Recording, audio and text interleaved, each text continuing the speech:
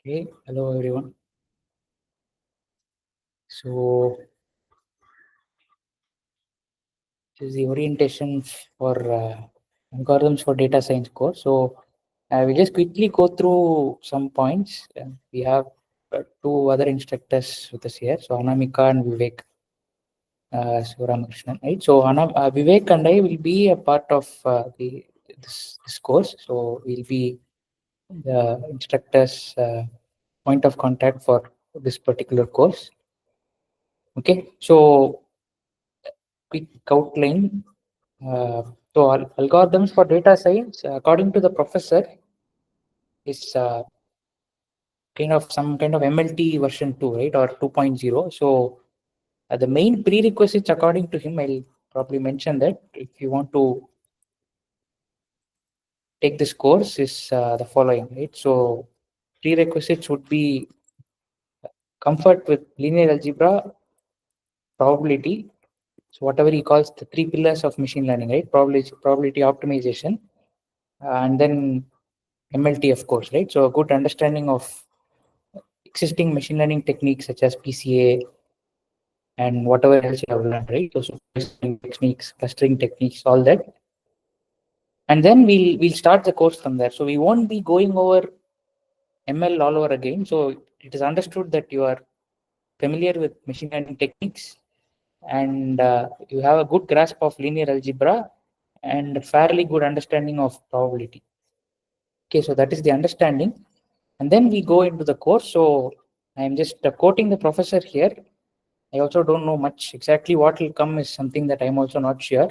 So according to the professor, the goal of the course is to explore machine learning algorithms done at scale, right? So especially when you have, say, millions of data points or you have, say, hundreds of thousands of features. So how do you tackle a situation when the scale of either the data set or the features is huge, right? So how do you do ML at scale? Okay, so that's the idea. So these are some of things that he has in plan for us. So he has planned for us. So he's not following the exact order. So for instance, he starts off with what are called concentration inequality, some prerequisites in probability, and then he goes on to do what is called this J. Johnson Lindenstrass lemma, which he has currently put in week 6. Okay, so this is only a tentative syllabus, so he'll probably be moving around here and there. So it will take some time for us to exactly pin down what the syllabus is, but he has a very good recording plan. So he's going according to that. Okay, so uh, at this stage, we don't really know exactly what all concepts will come, but if you watch the first lecture of the course, which I have linked here, I'll be sharing this also. So according to that, what he says is that we'll do a fair bit of graph-based algorithms, right? So not necessarily called graph neural networks or graph convolutional networks, but then more of the classical graph, right? Graph structures. So if you all recall in MLT, he would have mentioned about the spectral graph theory in one of the weeks. So all that he's going to take up and expand on this. So that's regarding the course content at this stage. This is roughly what we know. And grading policy is again tentative. So the plan is currently to have one exam, which we are going to call midterm, right? So it's going to be quiz 2. So there will be no quiz 1 and then one end term. So that's the plan. And then assignments are going to happen in even weeks. So week 2, week 4, week 6, week 8, week 10. Okay, week 12 mostly we won't have because you must be knowing that, right? So first 10 weeks is what we typically take for grading. Assignments are going to be having, certainly they'll have objective component. So every alternate week. There might be programming assignments also, but for now we don't know, right? So this is tentative. This is particularly tentative, this programming part. Okay. And even if there are programming assignments, it is going to be of the kind where you are going to be asked to simulate some experiment and observe what happens in that process and come up with insights. Okay. So exams are going to be strictly MSQ, MCQ, and AT. and the rest of the grading is given here, right? So this is the usual eligibility to write exam and all that remains the same. So, and finally, this is a kind of a simple final score policy that we have. Okay, so I've just quickly run over these things. So Vivek, maybe if you want to add few things, you can add the theory part. If you have anything to add, maybe you can continue from here.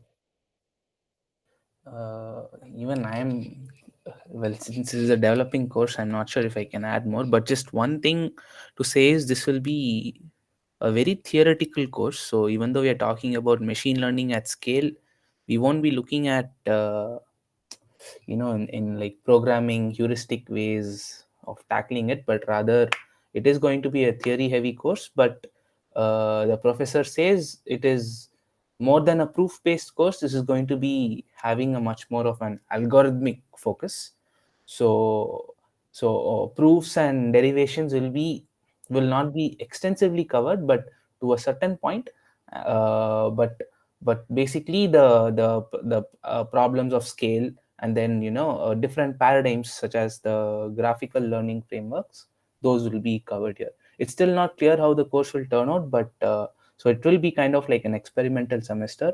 But I will urge people who are really comfortable with their grasp of linear algebra and probability and MLT, only those who are confident with these subjects and are ready to and are really excited for that, I would urge them to take this course. They will definitely enjoy whatever is coming up. Yeah. Okay, thanks, Vivek. So Anamika, do you want to add anything?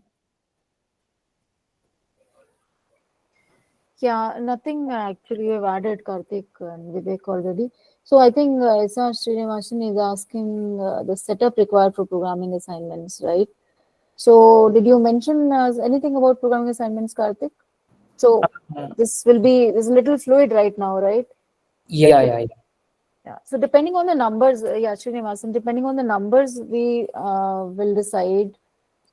So we would prefer a manual evaluation, because the kind of programming assignments that we would want to have in this course would be like, given a concept, you code something and then you get some output, and based on that you try to understand something more about the algorithm itself, right? So it's more subjective. It's not that there'll be one answer that should come out of that programming assignment. So manual evaluation will be the best evaluation. However, if the numbers are huge, then the manual evaluation might be difficult. That's why this is a decision that is kind of a bit on hold, which probably by the end of this month we might be able to know more about. Yeah, that's what we have currently about the programming assignments, Srinivasan. Mani, this is a new course that is going to start in May. Okay. Yeah. That's all from my side, Karthik. You may please continue. Okay, yeah. So that's all I also had. So if anyone has any specific questions, we can maybe. So noting that we also don't know beyond this. So if you want to know the lecture recording status, it's going quite fast. So professor has recorded roughly 1 to 2 weeks, 2 to 3 weeks. So the playlist is here. As Vivek mentioned, we would urge you to. So if you're good at linear algebra, probability, MLT, certainly a good course. But please take a look at the lectures, and not just the first 2 3, but the entire thing before. Not mean entire thing meaning whatever is available. So for instance, now we have roughly some 12, like not 12 lectures, we have 12 videos. These will be like together they are from 2 lectures. Okay, so yeah, this is a good place to stop. So if you make sure you see all 12 videos, roughly 2 hours, 2.5 hours, and then you can make a decision, right? So the course will be very similar to this. Similar in the sense, the rest of the weeks also you can expect the same level of difficulty. And yeah, so please do this work before you take up the course. Okay. Yeah, that's all. And just one small point, Karthik. Yeah, So please. it's not an application oriented course. It's more theory, as they already told, right? So if you have that kind of inclination, I think then only it will suit you more towards researchy side of things. Okay, so if you have that kind of inclination, then this course will be good. But if you are only an application level person, application level data scientist, that's what you want to be, then I don't know, you should take a look at the playlist to get an idea of the genre of this course. Playlist link, please share in the chat, Karthik, so that they can go through that. Yeah, so I shared the doc. So the doc has so you can Okay. in fact take a look at all 3 courses playlist here. So if you go to the if you go to the channel, right, the PS degree channel, so you have playlists, and then you have 3 new courses have been added there. But yeah, you can also use the doc in case you want to go there. Yeah, so Okay, to answer. Yeah, please. Sorry, Karthik. No, continue, Anamika. Yeah. Taking a look at some question by Surupi, the relative difficulty level between MLOps and GenAI and this one. So, see, MLOps is completely hands-on. You can, if you have an idea about big data course, then it's plus of that. You will see deployment aspects. So GCP definitely will be used, and definitely you will need credits and hence credit card also that will be required.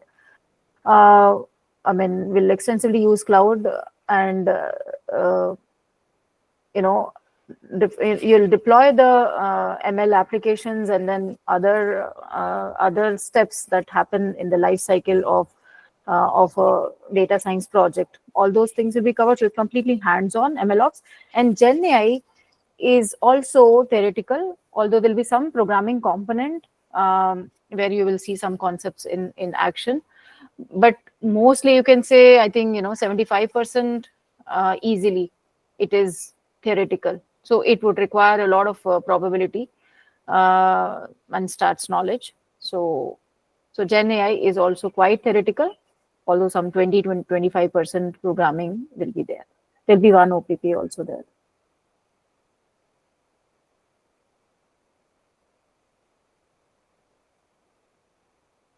LLM be a better comparison with which one, Srinivasan? Either of them, because both you said they are theoretical. LLM is not that theoretical. LLM is, I would say, easy course as compared to both of these. As compared to ADS and GenAI, LLM is, I would say, quite easy. Because GenAI goes into the depth of concepts. Starting from the probability aspects. It's not just transformer based. So maybe you can attend the orientation for GenAI, and then you can take a look at the syllabus also. Okay, thanks. And anyway, for PG, all these 3 are mandatory, right? Core courses. So that way, PG students don't have any choice but to take them. Core for PG, is it? Yeah, Let me confirm and get back, Srinivasan, on this. I will put the link here. Yeah, okay. Yeah, so one more point regarding this LLM comparison, right? See, LLM is theory in a different way. So the mathematical foundations of LLM is very simple, right? So you don't go beyond a few matrix multiplications and here and there and few functional operations, right? So you don't dig into there's nothing really to dig into the theory aspect there, right? But here in GenAI, I think it's going to be heavy duty optimization and probability. At least that's how it looks like. Yes, Vivek, you had a question? Yes, sir. So my question was that in which order should one take LLM before GenAI? Is that order the correct order? Or one can... if you're not taken LLM, I think it might be a good idea to first do that, Vivek. Okay. Yeah, so definitely first LLM you should do, then GenAI. Okay. Right. Yeah, so Srinivasan, I've just opened the link that you shared, and yeah, it's clear there, right? That these three are core courses. Yeah, it's there only, right?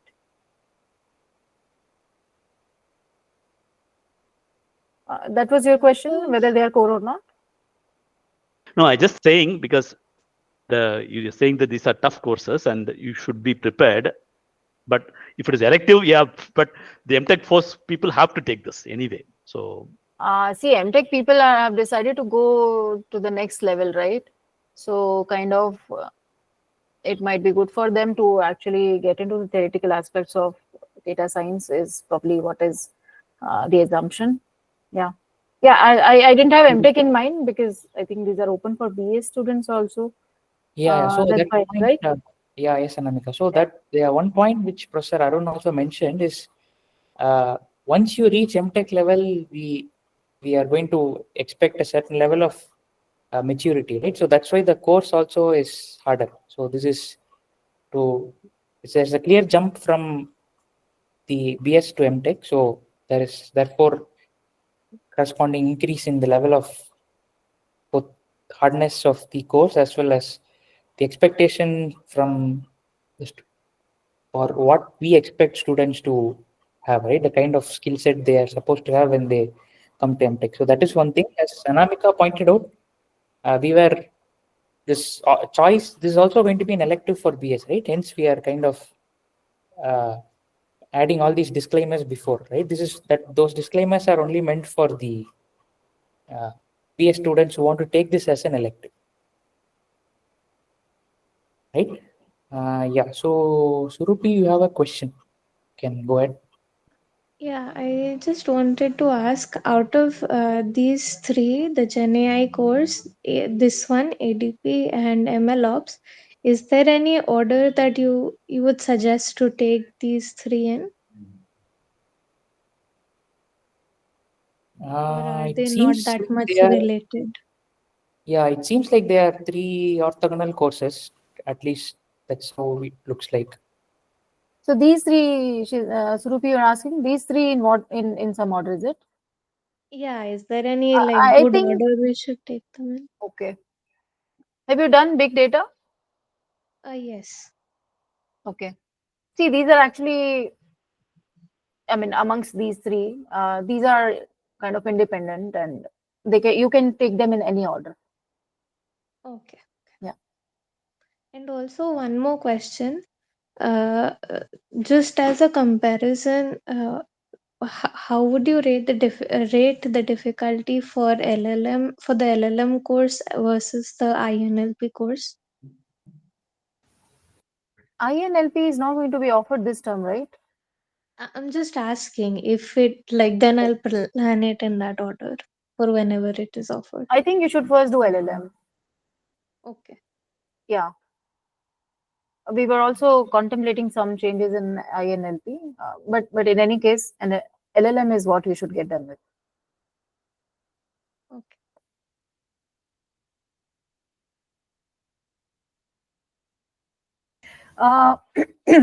Money MLOps would require the same kind of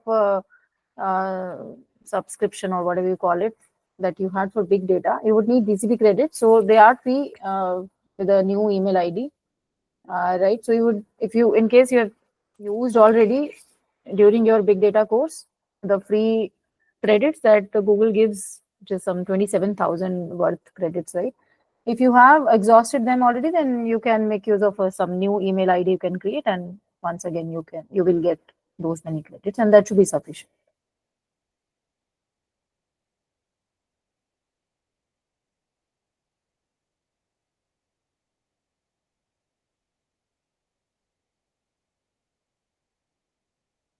Vivek, you have another question? Yeah, just one more question. I intend to take ML Ops this term, so I just wanted to know that is it related with big data? Because I mean, I thought they are completely different subjects.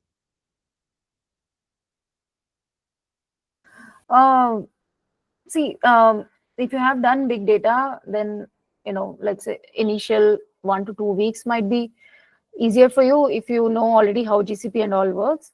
See, definitely cloud deployment is going to be there in MLOps. Right. Although big data is not a prerequisite for MLOps, but if somebody has done, then they would already know how to handle GCP part. If they have not done, then they will have to learn it kind of as a week zero. Okay. Because that will be required during MLOps, because cloud deployment is there and we are going to use GCP only. What did you ask? So there are new things regarding deployment that you will get to see in MLOps. But the prof is same, and you might see some commonalities here and there. It's regarding the cloud part only, no? Not Yes. I don't have to know Hadoop or any such thing. I think Hadoop would not be required, but maybe you can see the syllabus during the orientation today. Right.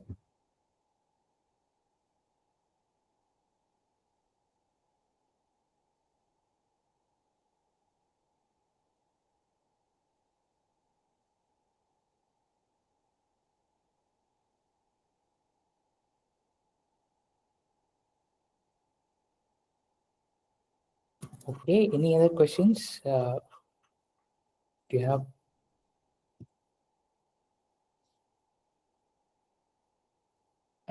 Yeah, so the playlist for all 3 courses are available. You can go to the IITM BS channel and click on playlists. So that has all 3 playlists.